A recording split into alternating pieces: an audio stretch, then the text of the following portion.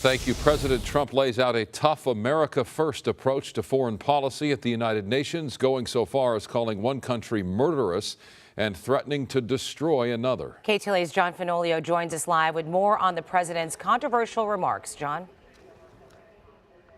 Sharon, Micah, good evening to you. What we saw today was vintage Donald Trump. The president making his debut at the UN General Assembly spoke in blunt terms as he laid out his America First foreign policy.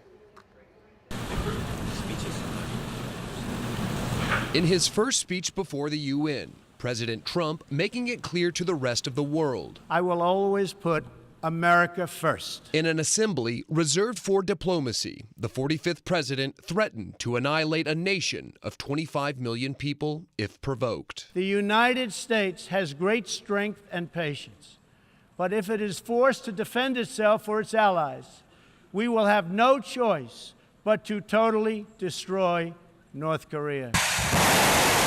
As Pyongyang advances its nuclear missile program, Mr. Trump used the UN podium to take a personal jab at dictator Kim Jong Un. Rocket Man is on a suicide mission for himself and for his regime. The president also putting Iran on notice, signaling he may withdraw from the Obama-era deal, requiring the Islamic Republic to curb its nuclear program. The Iran deal was one of the worst and most one-sided transactions the United States has ever entered into.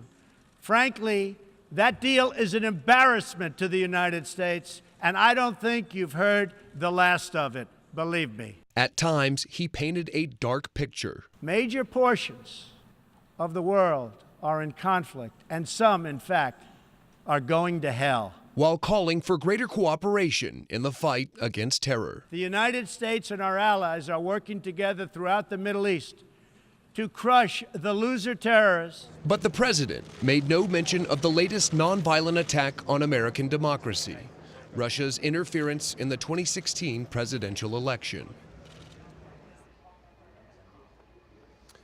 President Trump faces a mid-October deadline for recertifying Iran's compliance in the nuclear program brokered by President Obama, or, as he's indicated, he may withdraw from the deal altogether. I'll send it back to you in the studio. John, thank you.